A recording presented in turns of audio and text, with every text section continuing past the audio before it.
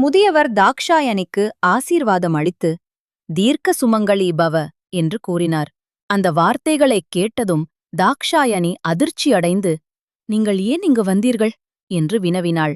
அதற்கு அவர் அமைதியாக, உன்னை பெண் கேட்கவே வந்தேன் என்றார். இதைக் கேட்ட சங்கரி, சிவ சிவ என்று செவிகளைப் பொத்திக் கொண்டு கோபம் பொங்க, நான் பரமசிவனைத்தான் மணப்பேன் என்று உறுதியாகச் சொன்னாள். அக்கணமே முதியவர் வேஷம் மறைந்து வேத முதல்வராக பரமசிவன் தம் உண்மை உருவில் காட்சியளித்தார். அந்த திவ்ய தரிசனத்தைக் கண்டதும் தாக்ஷாயணியின் கண்களில் கண்ணீர் பெருகி, ஐயனே, என் பிழையைப் பொறுத்தருளுங்கள் என்று பணிவுடன் அடிபணிந்தாள். இதற்குள் அங்கு வந்த தக்ஷன் அந்தணர் கோலத்தில் நின்ற ஈசனைக் கண்டு அளவற்ற மகிழ்ச்சியடைந்தான். உடனே அவர் திருமணத்திற்கு சம்மதம் பெற்றுக்கொண்டு தன் மகளுக்கான திருமண வைபவ ஏற்பாடுகளைத் தொடங்கினான். திருமண மண்டபத்தில் ஈசன் ஏன் திடீரென மறைந்தார்? அதன் விளைவு என்ன? மேலும் தெய்வீக கதைகளுக்காக டிவைன் புராணம் சேனலை சப்ஸ்கிரைப் செய்யுங்கள்.